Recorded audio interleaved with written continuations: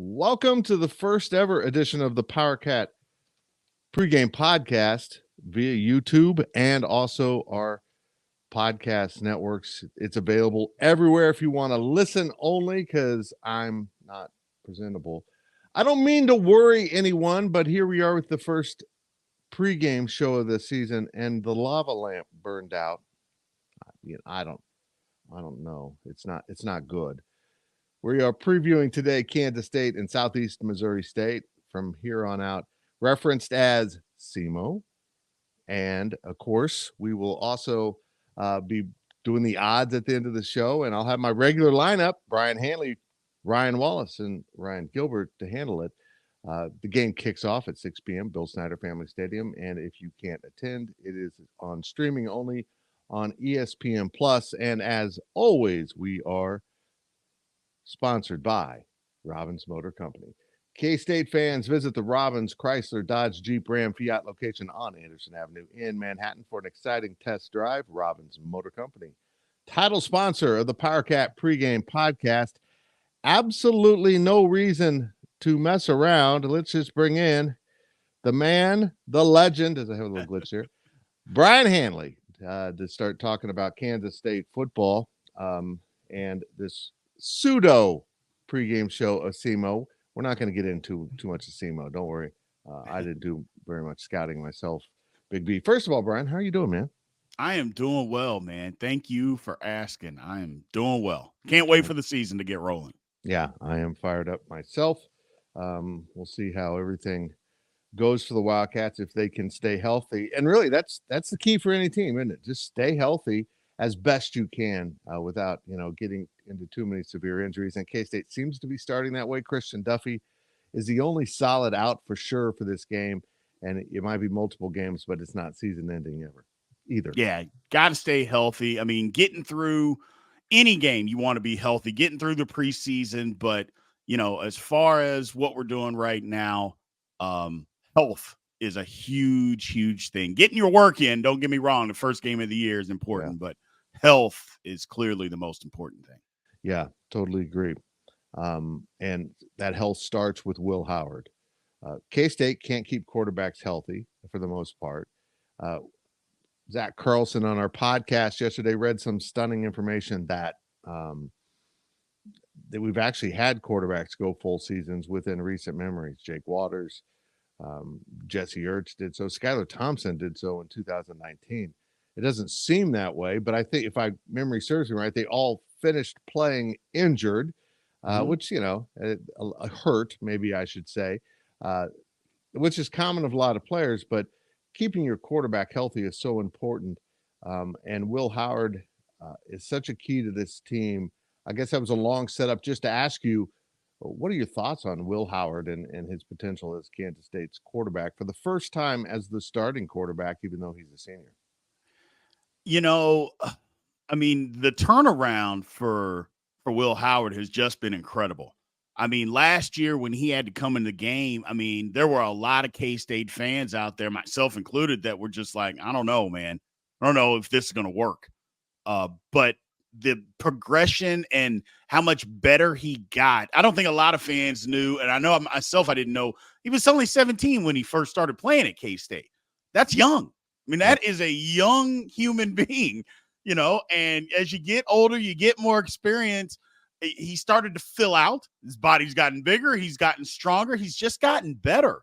So for this season, for number one, for him to have so many snaps and so many starts under his belt, it's crazy to think that this is his first year being the actual starting quarterback on opening day. It can't be anything but good, not only for him, but for Kansas State in general. Yeah, I totally agree. And behind him will be a new running back.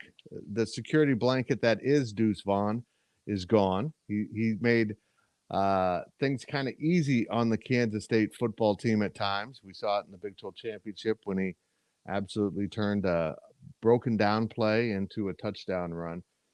DJ Giddens and Trayshawn Ward are listed as an or on the depth chart. I think DJ Giddens, being the returning guy, will get the first snaps.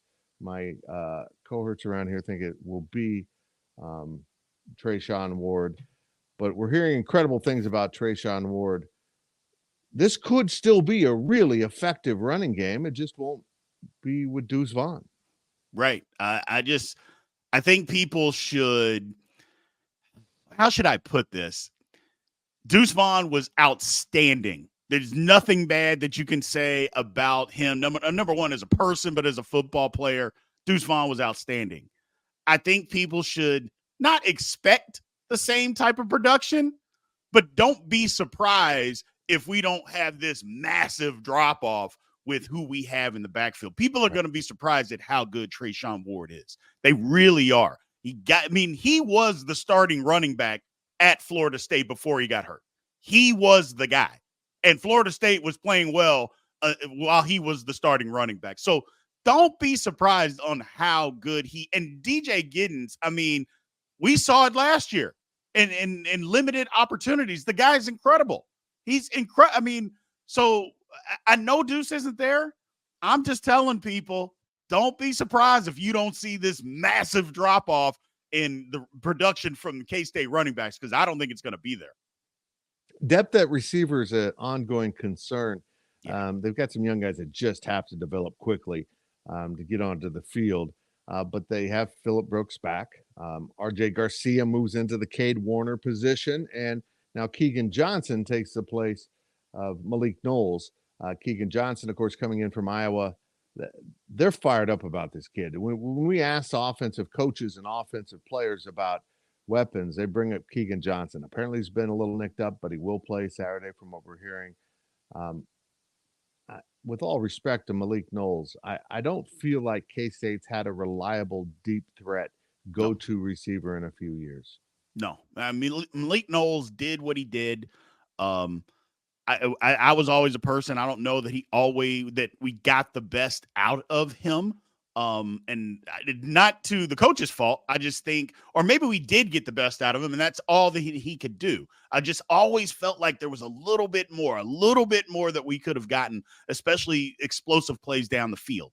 So we haven't really had that. But we're going to have that now. I'm just telling you, this kid is really, really good. And it'll be exciting to see the ball go down the field. And you know what? We can push the ball down the field not only when we want to, but when we need to. We're going to be able to do it and not just think, okay, we're throwing the ball down the field, incomplete, we're punting. Not anymore. Not anymore. It'll be a different offense. And I gotta ask you. I'd ask anyone, but it's so important with you as a former offensive lineman. How fired up are you to see this offensive line with all these guys returning? Yeah, Christian Duffy's hurt, but for right now. But it's rare that you get the possibility of seniors all across your line. If Taylor Poitier takes over that guard spot from Hadley Panzer, that will be the case when Duffy comes back. But man, anytime you got a proven quarterback like Will Howard and an offensive line like this, you're set up for success. Absolutely. Absolutely. In today's day and age of college football, it's not so much that these are guys that have been here for a while, and you just don't see it anymore. Guys are going to the NFL, they're transferring, you just don't see the kind of camaraderie anymore, or the cohesiveness. And to be able to bring all of that back, which is, again, another reason why I said, don't expect a huge drop off in the running game. Our offensive line is very good. Very talented. Yeah, I am really excited to see this group work. There's a chance Cooper Beebe might swing out to right tackle at some points on Saturday, but then they'll slide in another young guy, Andrew Lane Gang, that is really proven in terms of they just really trust this young kid. Okay, defensively, Brian, Uso, the big nose tackle, may or may not play.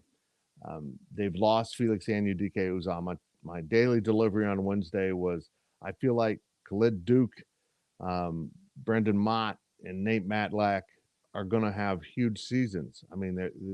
That rotation of three will keep them very effective at the defensive end spot. Yeah, it's their turn.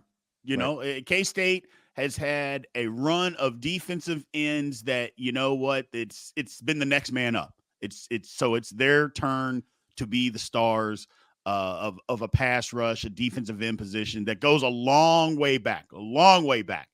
And I think they have the ability to be able to do that. Khalid Duke, I like him. I think he was a little bit out of position last year. Absolutely. Playing and trying to drop back in coverage. I don't believe that's his game. I don't believe that's his game. I think getting after the quarterback every down or rushing, playing against the run, that is his game. I just believe that he is set up to have a monster season. Yeah, I would totally agree with that. I think that's what they're also expecting from Khalid Duke.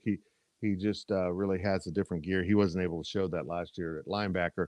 A problem caused by the presence of the guys I just listed, Yes. along with Felix, that there just wasn't enough snaps at defensive end, so they moved him back as he got healthy last season. But back at linebacker, you have Daniel Green, honestly a shocking return for a 6th year. The coaches didn't see it. Heck, Brian, 2 years ago at Texas, we asked if he was going to go to the NFL, and he surprised us by saying he would come back. And he came back again, and we all talked to him after the Sugar Bowl, and he sounded like he was done, but no, he decided to come back. I don't know how much he'll play in this game. He's been dinged up also as they want to get him healthy for Troy and Missouri.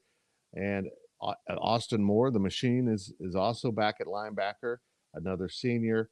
And Desmond Purnell, who played as a freshman last year, undersized at that Sam linebacker spot, is now at 225. He looks the part much better. He said he put on 15 pounds of muscle, and he looks like a college linebacker now, which he didn't last season. But this group, along with you start with Jake Clifton, I think he's the backup of every position, and a slew of young players that they're raving about, including freshmen. This group, Brian, could be outstanding. Yeah, you got to get athletes on the field. And that's the name of the game in college football, in any football these days. The more athletes that you can get out there that can tackle, the better that your defense is going to be. And I believe that K-State has that in guys that can run around and tackle people. So as long as you're able to do that, especially in the defense that we run, got to be able to move in space, and you got to be able to get guys on the ground. I think K-State has that. It'll be fun to watch. It's going to be fun to watch. This game, it is what it is, but I want to see a lot of guys playing, a lot of guys out there running around and getting guys on the ground. I'm going to take the secondary as one group instead of breaking it up between the corners and safeties. And, of course, there's 5 spots in the secondary with that 3-man front. But I want to break it up that way because I want to talk about Jacob Parrish, one of the corners who, is now going to be a starter in his sophomore year. And VJ Payne, a sophomore out of Gainesville, Georgia, who started some last year with the injuries on the backside. But he's been moved to the jack safety spot. It's a little bit different. But these are 2 true sophomores, Brian, who got thrown into duty as true freshmen and then found themselves on the field at the Sugar Bowl against Alabama, just playing excessive amount of snaps for a true freshman in a game like that. I asked VJ at Tuesday's press conference how much things have changed. He was a wide-eyed freshman kid, trying to find his way on the depth chart to now being one of the team leaders. Same with Jacob Parrish. They got to grow up quick, don't they? They do that, but that's the name of the game in college football these days. They get guys out there as quick as possible. First of all, it's invaluable experience what they got last year. Just invaluable experience to be able to get as many snaps as they did as true freshmen. But the one good thing for us is, you go through an off season, you get a little bigger, a little faster. The game will slow down for them tremendously. And it's that when the game slows down, I know a lot of people, maybe they don't understand that. What I mean by is the game slowing down is what you see happens a lot slower. Even though the action is moving quicker, you see things happen and it just happens a lot slower. You're like, okay, I know what's about to happen here. Number one, they know how to prepare because they're film study. You don't know how to prepare as a true freshman. You don't know what you're looking at in film. You're just out there. These guys will understand what they're seeing, what they're studying, and they will be better. Just by all that experience, they're going to be better, man. It's going to be good. It's a couple of question marks. I get it from last year. Maybe not as experienced as what we've had in the past. But again, playing all those snaps, I mean, you can't help but be better. Well, we will see if they can't only evolve into experienced players, but leaders, because they're needing them. The other part of the back end of this defense that I want to discuss is the fact that Kansas State has made the most of junior college and FCS and even FBS transfers. And the other three starting spots go to guys who are expected to be transfers. Well, are transfers, excuse me. Kobe Savage, of course, is back from injury. He came in last year from Tyler, Texas. And then the other spots will be Will Lee the third from Iowa Western at one corner spot, 6'3", rangy. They hope he can step right in as a Julius Brents type player, and he is a sophomore. And then, of course, the other transfer at free safety is Marcus Siegel, another North Dakota State guy comes in. He's out of Omaha. They know how to recognize talent on the back end, don't they? Absolutely. Absolutely. It's a testament to the coaching staff. So, the things that they're looking for, they're going out and finding them. And again, whatever they want, they seem to be zeroing in on a certain type of football player to play these positions, and they're going and getting them. That's one thing about the transfer portal that I love, is because it doesn't matter where you're at. Look, you can come from anywhere that you want. Junior college, FCS, lower tier, FBS, whatever it is. The bottom line, if you can play at Kansas State and you can play this position for us, we will get you in and we will give you an opportunity. And I love what they're doing. I love what these guys can bring to the table or will bring to the table. It'll be a welcome sight. I just like what the coaching staff does, looking for those type of players and putting them in and fitting them in. I mean, it doesn't happen that often that you can bring so many different guys and so many different pieces, but whatever they got cooked up in the complex, they're doing it right, man, because guys just fit right in and play well immediately.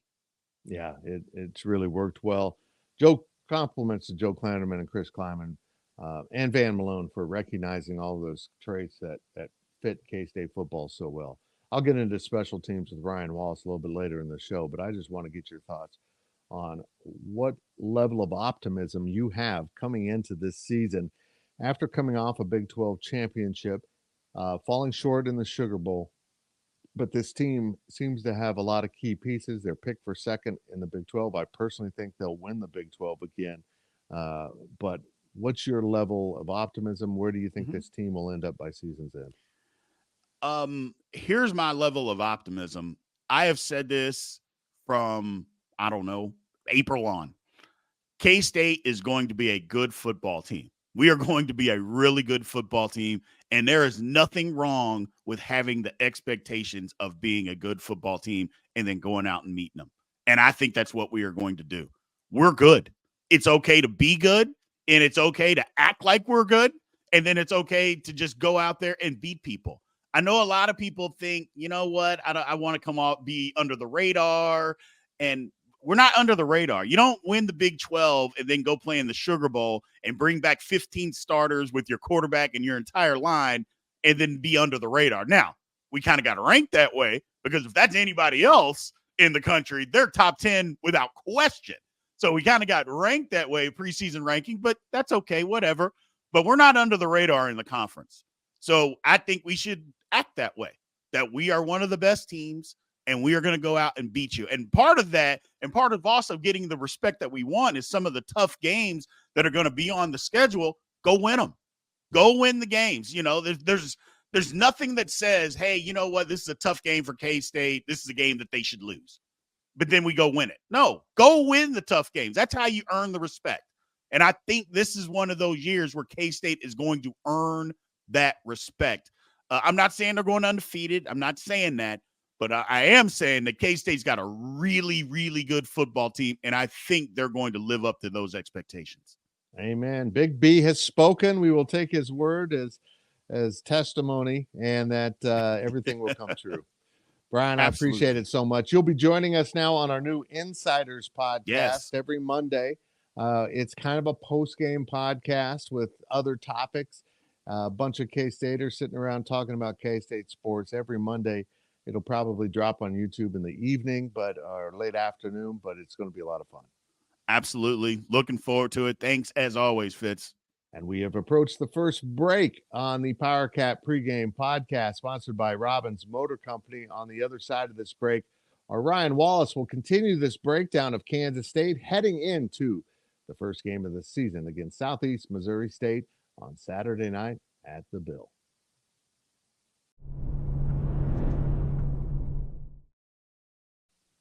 Welcome back to the Powercat pregame podcast, sponsored by Robbins Motor Company. Ryan Wallace, as you can see if you're watching on YouTube, is standing by. But first, I need to tell you that the dedicated team of automotive professionals at Robbins Chrysler, Dodge, Jeep, Ram, Fiat will match you with a vehicle that suits your lifestyle and budget. Robbins Motor Company, title sponsor of the Powercat pregame podcast. I'm trying to think of a car that fits your lifestyle, Wally, which is kind of like on the run constantly, doing something. Maybe like have a children's catapult where you could just launch them towards whatever activity they're doing. Yeah, whatever I need for that day. You know, we're getting into the athletics world, Fitz, with the youngest, and then you've got dance class, and there's always something. Plus research for the SEMO Redhawks. Yes, very good.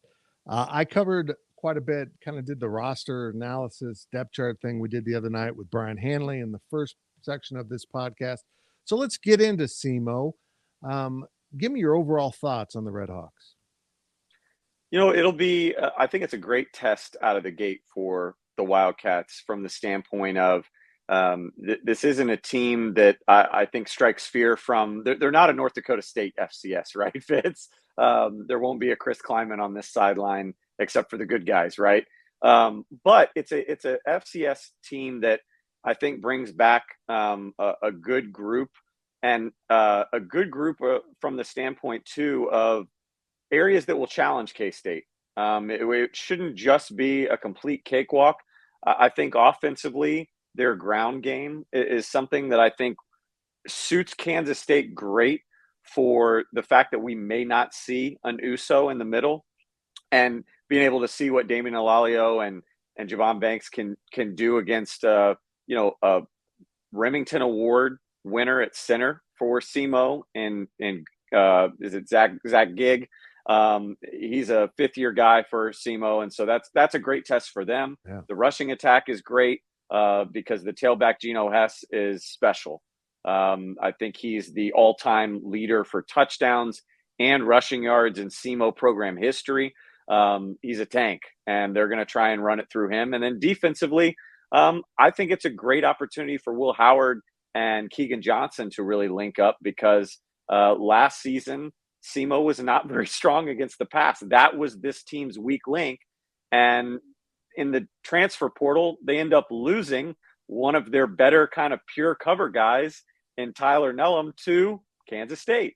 So I think that when you put it all together, it's a balanced team. It's a team that's going to challenge and be competitive with K-State, a team that K-State should beat, and a team that I think K-State can maybe work on some areas heading into Troy, heading into Missouri.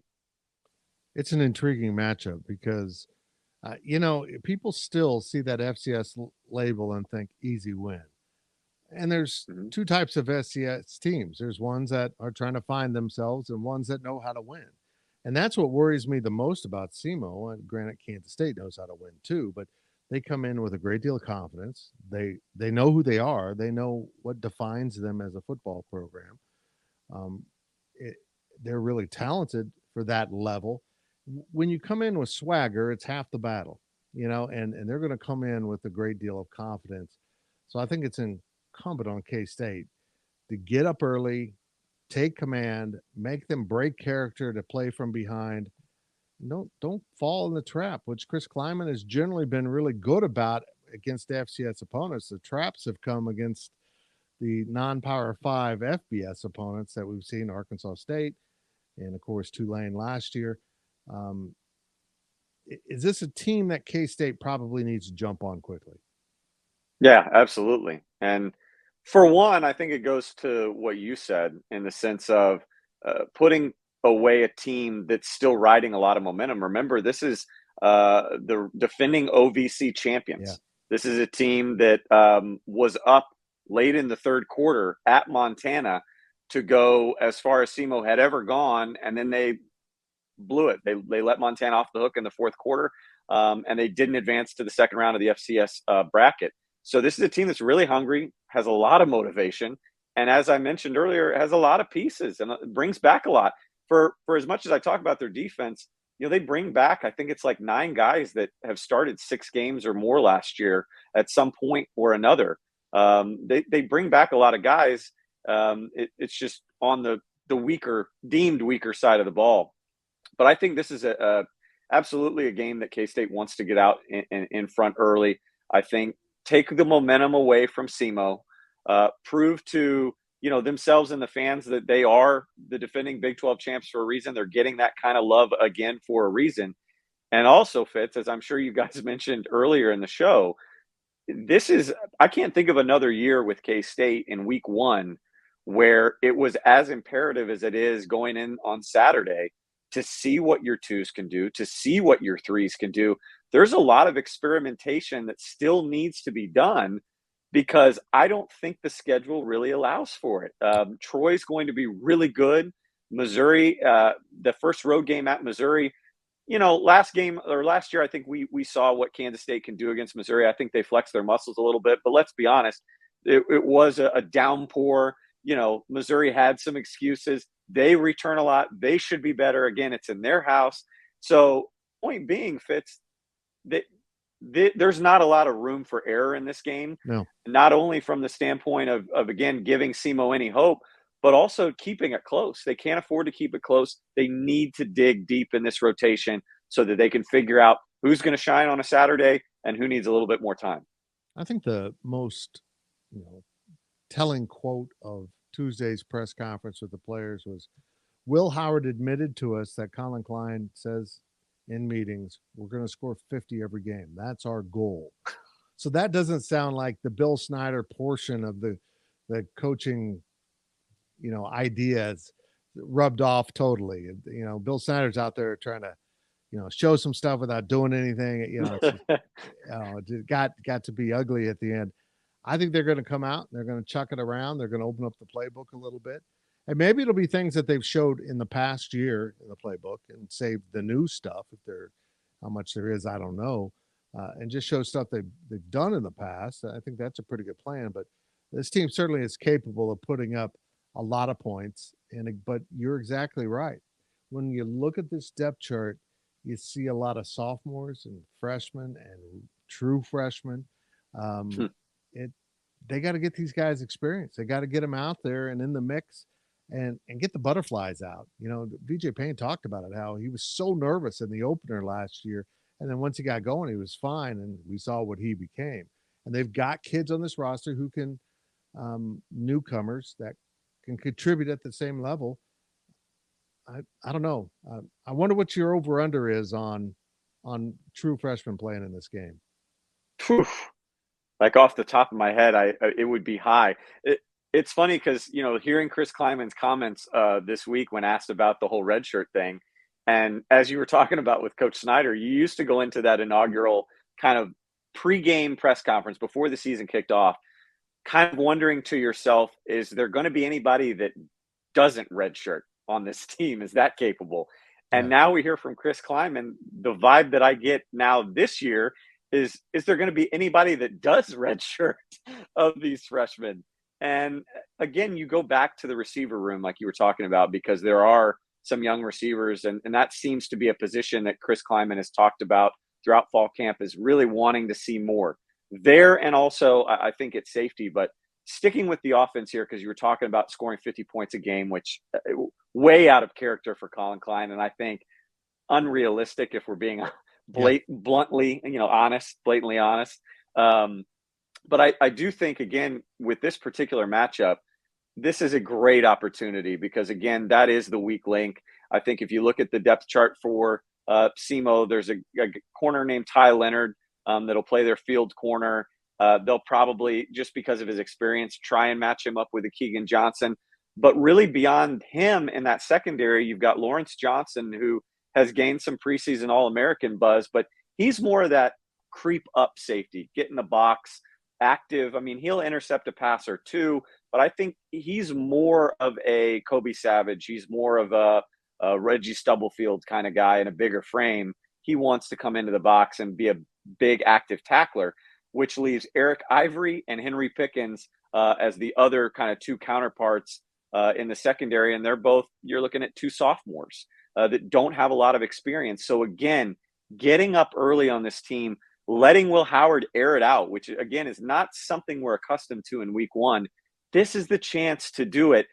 And also, this is the secondary to do it against. Hopefully, Keegan Johnson can do what Xavier Hutchinson did against SEMO in Iowa State's opener last year, where I want to say it was something like 7 catches for well over 100 yards and 3 touchdowns.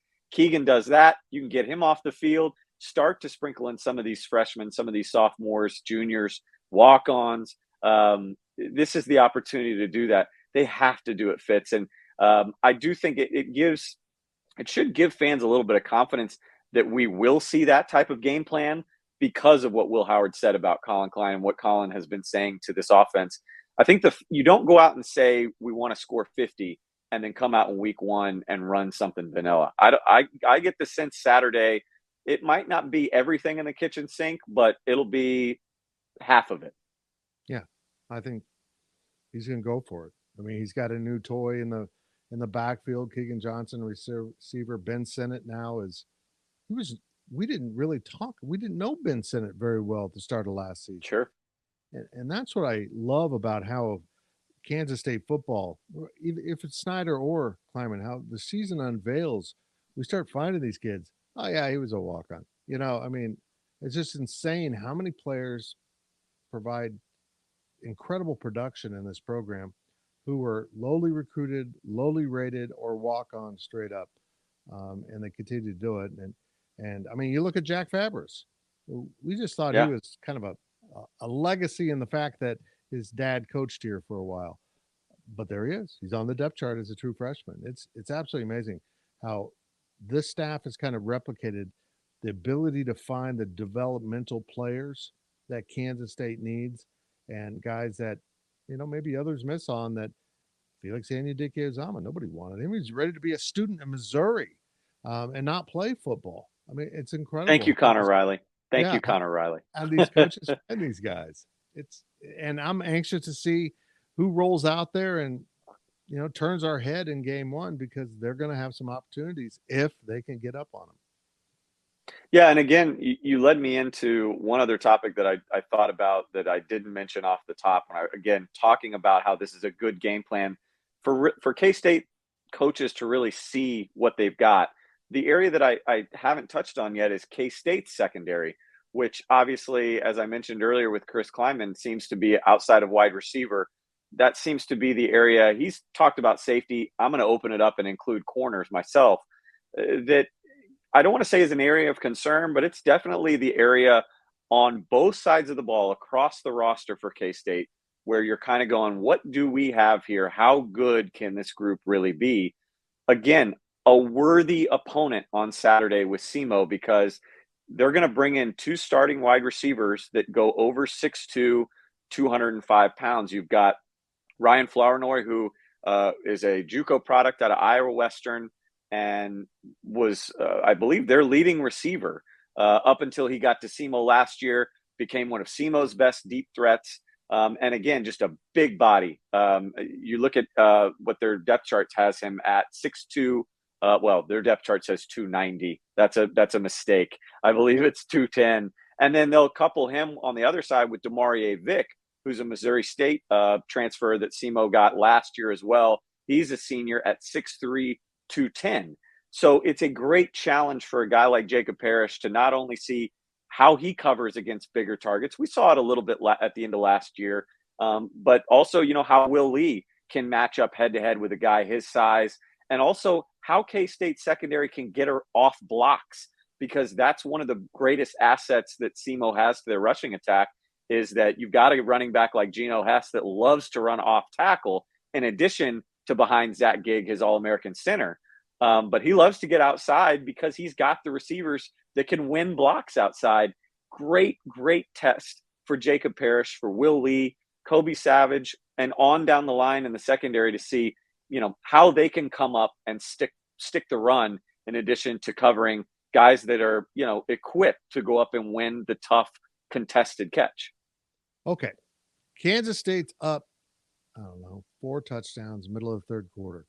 Time to take Will Howard out. Here we go. Who goes on the field? I think I'm going to disagree a little bit with, I think, the consensus on the podcast. I do think they will roll out Jake Rubley in this game. If it's purely, we're going to, if it's purely a game where if they're going to get Jake Rubley in the game because it's getting out of hand, it's probably going to get out of hand to the point where they also are going to bring Avery Johnson in too. Right.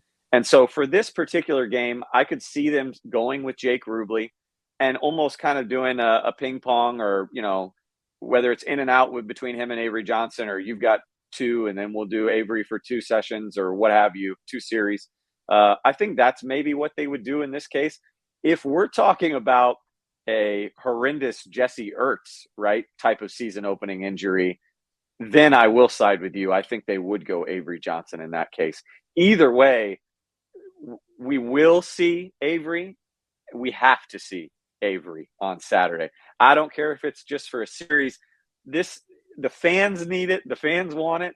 And I think the coaches really want to see, is he really a gamer? And I think he is. And I'll reference back to what Chris Kleiman talked about at signing day, the early signing day press conference, when he brought up, I think someone asked what Avery Johnson's like best quality, or what Chris Kleiman really liked about Avery Johnson. And you expect him to say, oh, his athletic ability, his leadership, something along those lines. And it was, he's competitive. He brought up the fact, I think, that on one of his visits or something, he doesn't like to lose at like table tennis, at ping pong. He wants to be the fastest eater. Like, everything is competitive to Avery Johnson. I think he'll shine on Saturday, unlike probably other freshmen would in his situation, getting out there in front of the bright lights. But to answer your question, I will say it'll be Jake Rubley if it's just because things are getting out of hand. If it's an injury, I think it's Avery Johnson. Yeah, I would agree. And I can see the coaches doing exactly what you say. Even if they feel like Avery's their number 2, to honor Jake Rubley's, time he's put in and his turn, we're going to give you a couple series here to see what you got. I will be watching that as intently as anything on Saturday. So many things to learn about this team. They return a lot of pieces from a Big 12 championship team, and yet I feel like we really don't know the identity of this team, because 2 players so defined what they did on both sides of the ball, and now they're gone.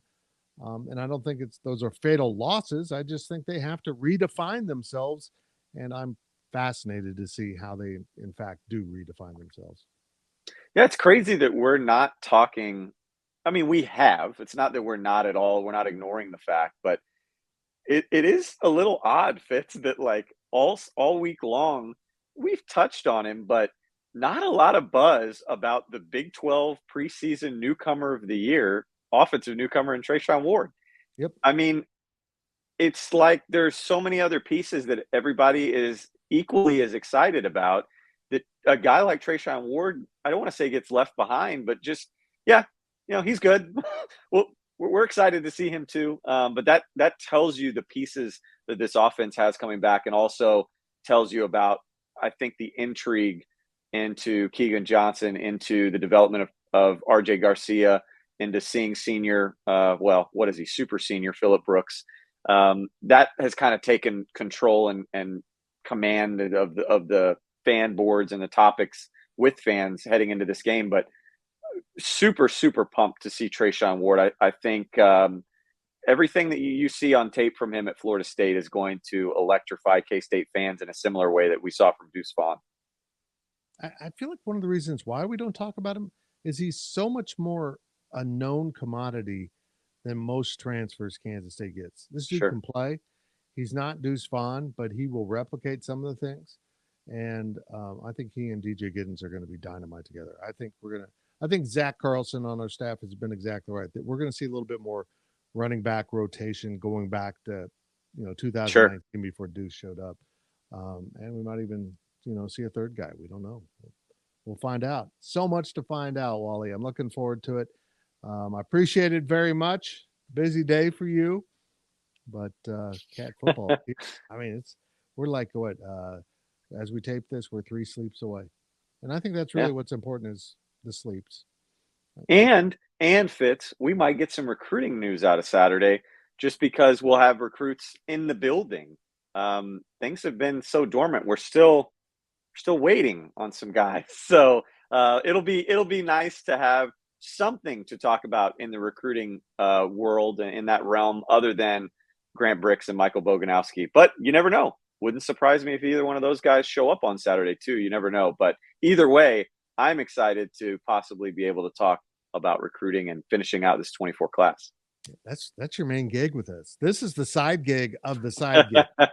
That you do analysis for us, and it's very helpful, but you are all over recruiting with Cole Carmody, and we appreciate it very much. Thanks, Fitz. We are off to break now. We've got our good friend, Ryan Gilbert, standing by to talk about the spreads and all of that good betting stuff. Shame, you sinners like me.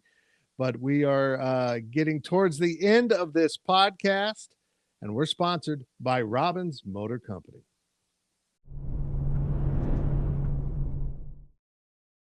Welcome back to the Powercat pregame podcast, sponsored by Robbins Motor Company, as we head into our final segment and our second attempt to do this. But that's okay, Ryan. That's okay. I forgot to do the read anyhow, so we had to redo it anyhow. At Robbins Motor Company, they strive to earn lifetime business and build relationships, selling quality cars, trucks, vans, and SUVs, and offering top-notch parts and service. Robbins Motor Company, title sponsor of the Powercat pregame podcast. Not bad. Not bad. Ryan Gilbert joins us now to talk about the odds and everything going on in the Big 12 this week. Of course, K-State has no odds out there. We'll make something up or do something. I got a little plan for you, Gilbert. I know what I'm doing here. But first of all, I want to explain that I am really torn. I've ordered Ryan Gilbert a light that will arrive tomorrow. So this doesn't happen. But I'm kind of thinking, Ryan, this where you really aren't visible might be better for the viewers. Yeah, you can just shut off my video. People would like that a lot better. Yeah, like maybe put up a dog's butt. Sure. Dudes or Daphne's. Oh, that'd be nice. They're cute. Those are cute. We want to include them at some point, don't we? They're in here, so they might make an appearance at some point. Let's get on with this. The Amazon package doesn't come. Yeah, don't doubt.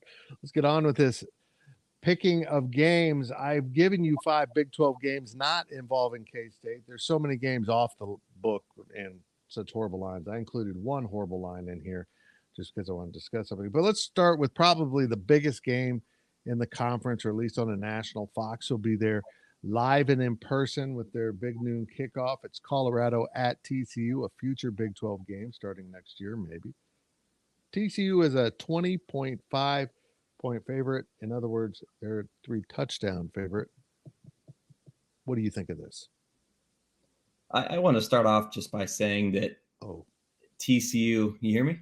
Yeah, I can hear you. I'm worried about what you're going to say. TCU, I think, is going to take a step back. I think we all know that. To what degree? That's the question. But that being said, I'm not a believer in this Colorado team at all. I'm not buying into the hype of Deion Sanders quite yet. I got to see some stuff on the field before I can buy in. These two teams met last year, and TCU very comfortably won that game. And so TCU may have a little bit of a step back this year, but I don't think Colorado's going to give them much of a test. TCU was very good against the spread, 10-4-1 last year against the spread. Colorado was 2-10 when it came to betting against the spread. So I like TCU here, but who knows? Maybe Colorado goes and shocks the world. It would definitely shock me. In my part of the world, because it would shock me. I should also mention that if you're a Big 12 fan, you get to watch your first Big 12 game of the year, which is Thursday night, which tonight, as this releases, on FS1, Kent State at UCF, where the Knights are just kicking us off here. It's kind of nice. And then that team from Kansas that was okay last year should be pretty good this year. plays host to Missouri State on Friday night. That game's on ESPN Plus. So they moved it to Friday to get their own time slot, and they're on ESPN Plus. I don't understand that, but here we go. Here's the spread that I shouldn't have included, but I did. It's Arkansas State at Oklahoma. Oklahoma's a 35.5 point favorite, 35.5. The book thinks they're going to win by more than 5 touchdowns. Now, I don't know much about Arkansas State, but this has been a respectable program for the non-Power 5 level. I feel like this spread is based on the helmet, not the team. I feel like this spread is about Oklahoma being Oklahoma and not really about the quality of this team, because I think Oklahoma is not great, but they have an easy schedule, and this is one of their more challenging games, maybe on that early part of their schedule. What do you think about the spread? I think it's way too much. I'd take the Red Wolves all day on this one. Yeah. And this game's on ESPN, so there's going to be a lot of degenerates that are going to be tuning in and, I'll just bet on Oklahoma. This is a team that I'm familiar with. So this is another one of those tricky games, though, where you never know what's going to happen. If it is a 28, 30-point lead for the Sooners, what directions do these teams go? So what can happen in the fourth quarter with backups and reserves? It's not one that I would love to bet on, but yeah, I agree. I mean, I think the name on the front of the jersey is what's helping out Oklahoma here. This game's on ESPN. Why? I mean, again, if it wasn't Oklahoma, this game wouldn't be on. But they are a blue blood. On to the next game.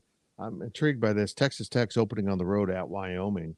Not Wyoming's very good, but it's only a 14.5 point spread in favor of Texas Tech. I feel like the Red Raiders are going to win this by like 17 or more. I'm confident the Red Raiders are good this year. What do you think? Yeah, I'm with you, man. It seems like one of those that's just too good to be true. Obviously, there is some respect for Wyoming when you look at the line. People are betting on them. But, Fitz, I think, is a pretty popular sort of opinion, hot take right now to say Texas Tech is a dark horse team in the Big 12. And so, I think a lot of people have high hopes for them. I do. I know you probably, feel the same as well. But we don't know much about Nevada. But just looking at the spread, maybe that does tell you something about, okay, maybe we should take this team seriously. But I agree. On paper, just looking at it, just Texas Tech seems like the easy pick. But you never know. You said Nevada. It's Wyoming. Does it matter? Sorry? Yeah, you said Nevada, not Wyoming. No, excuse me. Same thing, right? Yeah, whatever. Here's actually a really good game, and this is the only one of the newcomers as 4 new teams kick off their first season in the Big 12 this season that I've included on this week's picks. UTSA, which has been a pretty solid program, is at Houston. UTSA is a 2-point favorite on the road. This is a huge game for Dana Holgerson's program. Not only are you opening against a non-Power 5 at home and you're the underdog, but it's an in-state school. I mean, this is a bad luck if they lose this game. And I think they might. What do you think? You can look at this 2 ways. Obviously, Houston's joining the Big 12, and this is game number 1 as a member of the new conference. And so, hey, they can be jacked up, ready to go, giving it their all, but they are underdogs, right? On the other hand, okay, the real conference game isn't until week 3 against TCU. So are they going to be focused on this game against UTSA, or are they going to be focused on that game against TCU coming up in a few weeks, right? So if they're focused and locked in, should be a great game, but you can't look ahead to the bigger games on your schedule. I know that they're going to be really excited and pumped to be in the Big 12, but, climbing, every program says this, 1 game at a time. You can't look ahead on the schedule. Yep, no doubt about it. The one I'm most interested in, I don't even know what it's being broadcast on, West Virginia at Penn State. Where's that game at on this list? It is on NBC. It's on NBC. Oh, that's right. The Big Ten has NBC. Wow. Okay, yeah. This game's on NBC, and the Nittany Lions are, again, a 20 0.5 point favorite. So, like we started off with Colorado at TCU, they are a 3 touchdown favorite over West Virginia. Look, I think West Virginia is down. I think that it's going to take a while to find themselves, but I got a feeling they're not going to lose by 21 at Penn State. I mean, this is an opportunity to make a statement, and they will make a statement.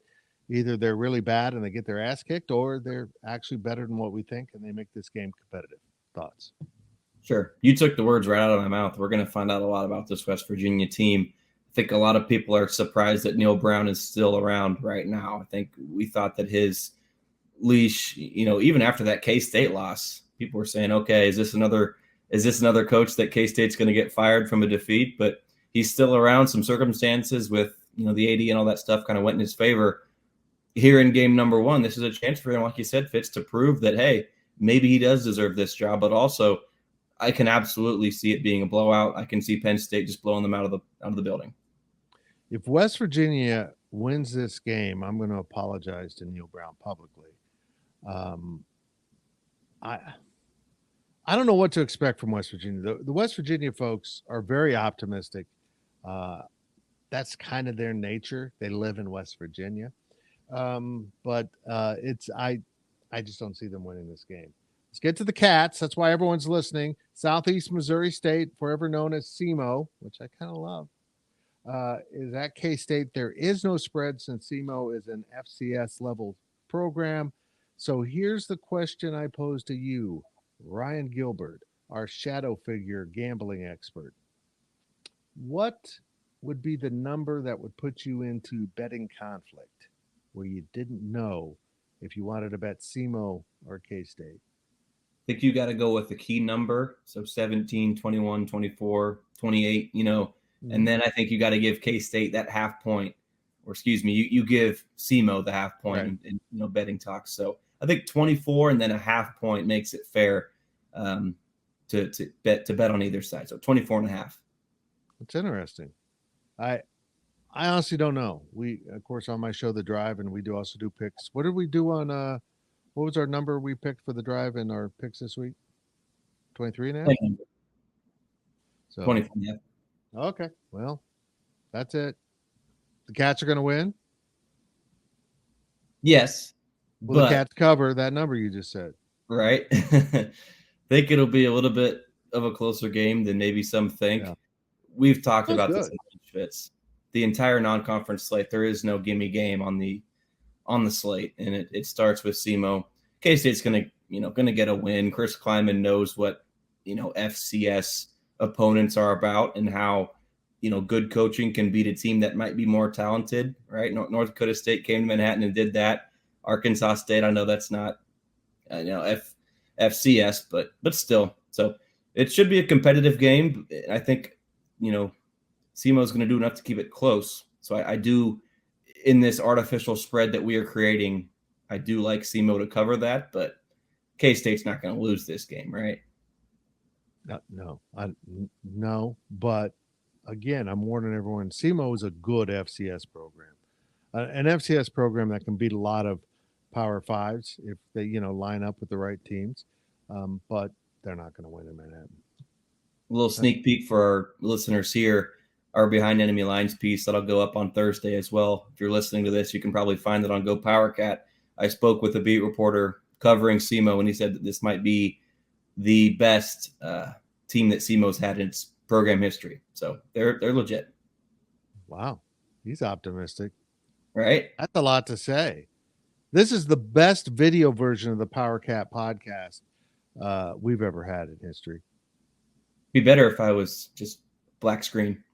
Yeah, I think it kind of looks like you're in witness protection. Like we're trying to protect your identity. You're in the shadows, but you turn your head and we're like, that's Ryan Gilbert. I know who that is. Thank you, buddy. Much appreciated. You can check out all of Gilbert's work over at gopowercat.com. Like he works. We appreciate Ryan Gilbert for joining us on the Powercat Pregame Podcast. You'll have Ryan here every week to give you the breakdown of the odds. When we get into conference play, he will do every game. We're just picking select ones for now. Again, we appreciate Robbins Motor Company for being our sponsor of the Powercat Pregame Podcast, which is now available on YouTube and your favorite podcast feed. And of course, it's always available at gopowercat.com. 50% off right now at GPC. If you want to subscribe, please think about it. That's a great deal on some great K-State coverage, because if you enjoy our videos and all the other stuff we do that's out there in the public domain, we also have some great stuff behind the paywall for our VIPs, and it gets you into the club of being able to ask questions on our podcasts or interact with the staff. Appreciate you listening so much, and we're going to wrap this up as we have for a few seasons now with my one thing to watch, something that I'll be watching out for throughout the course of this game. And I think you might want to keep an eye on it. Not that you need to be told this, but take a roster, have your roster ready, make sure that roster lists seasons so you know who exactly are the true freshmen, the incoming guys. And that is going to be a great spread. Maybe we should have set that with Ryan Gilbert. What's the over-under on true freshmen seeing the field against SEMO? 5, 7? And it's not just guys playing offense and defense. It'll be those that come out on the field in special teams. This has been a really impactful recruiting class in practice for Kansas State. Does that translate to the field? I think it probably will. We'll find out. Southeast Missouri State and Kansas State, 6 p.m., Bill Snyder Family Stadium on Saturday. And the game is televised on streaming ESPN Plus. If you don't have ESPN Plus, you might want to get it. It's going to be pretty essential for every Big 12 fan. Well, I appreciate you listening or watching to this first ever YouTube version of our Powercat pregame podcast. And we'll be back next week with the same cast as we preview K-State and Troy. First things first, it's the Cats and SEMO at the Bill.